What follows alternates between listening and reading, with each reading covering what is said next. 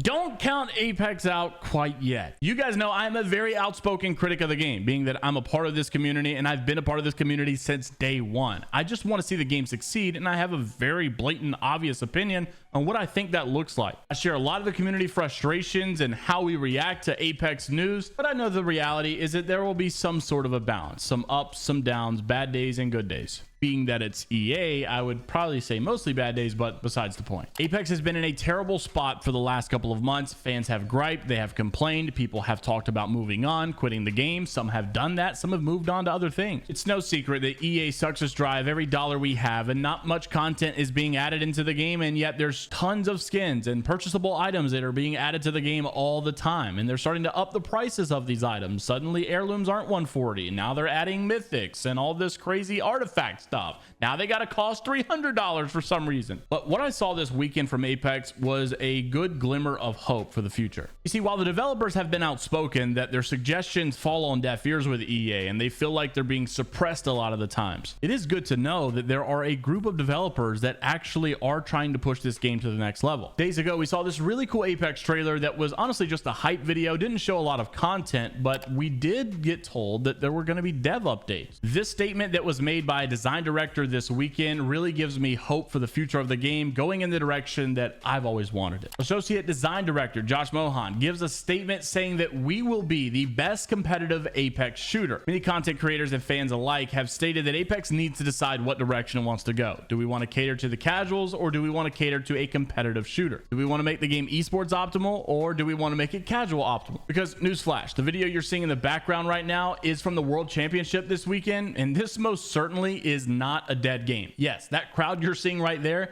is to watch the Apex Legends World Championship. Now, given this was in Japan, where the fan base for Apex is absolutely massive. But the point is the game is not too far gone. This is most certainly reboundable. The comparison from 2019, when the game was absolutely taken off. This was the LAN event that we had then, and look how dead it was compared to the LAN event that we had years later, just this weekend. Look how massive it is. And yes, they sold this venue out. I think this event really instilled a lot of hope that this game can get back to some better days. But what do those days look like? Respawn specifically told me that they've got to do the complete opposite of whatever the freak they're doing right now. So that's good news. Question is just, will EA allow that? So this associate design director, Josh, who said they will be the best competitive shooter. He's in charge of adding new legends, or designing new legends and new weapons, new maps, and new gameplay systems of the Battle Royale for Respawn and EA. And at the ALGS World Championship in Japan, he had shared some of his ideas moving forward and things that they were definitely working on. Firstly, he was asked about Apex having less and less random elements, and he said, yes, we started this process with shields in season 20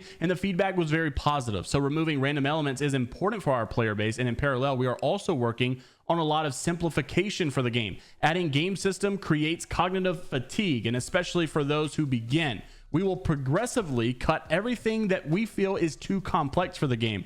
This will allow us to add new things, thus improving the gaming experience. For everything that comes out, we'll try to add a new one. So in this approach, their very next step, they say, first of all, we got to simplify crafting. We want to intervene because it is important for consumables, but currently we do not like how it is structured very much. Immediately after, we're going to tackle the behavior of the ring.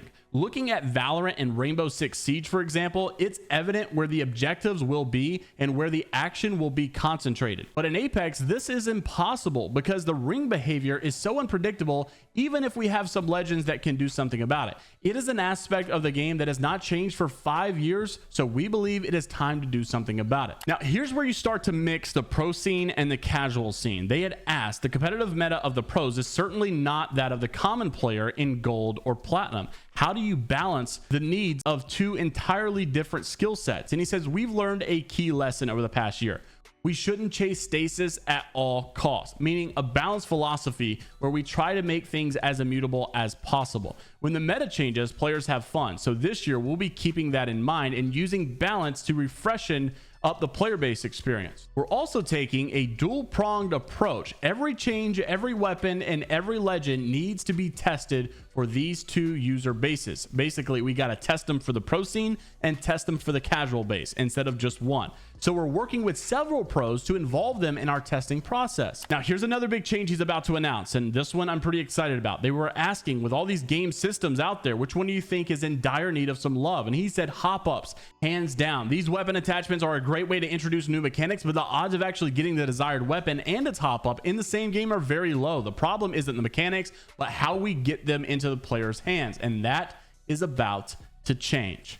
He also said there is a very simple promise at the base of Apex Legends: the best one wins. I would like for the game to return to its initial simplicity in the future.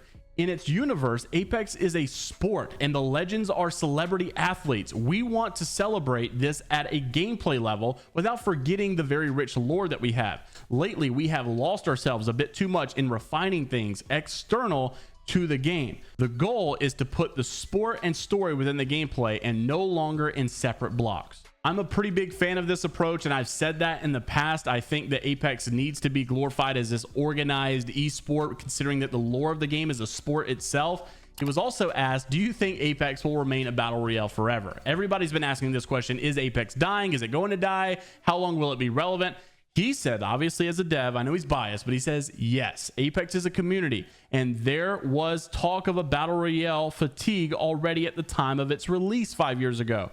We have found our audience of enthusiasts who want more experiences, victories, and triumphs in this game mode, and we will do everything to give them what makes them happy. A fundamental thing about Apex is to keep up with the times. So there will be always a reference to the past and its history, but for us, it's very important to be immersed in today's culture. I agree. That's been a big problem that Fortnite has succeeded on and Apex has not. Fortnite is very up to date with the times. They're always doing new, quirky, weird things, and I think it's Fortnite at the end of the day, but still, it's pretty cool and it's relevant. I would like to see Apex do some more relevant things out there that would keep this game, I don't know, just, relevant. So he said this is essential for new players and veterans who need renewal. With the classic mode, as Overwatch and Fortnite did, we went in search of nostalgia, but also perspective. Looking at how the game was, all the work and progress made in these first 5 years is evident. Our goal for the first 10 years of the game is to be the best competitive shooter around.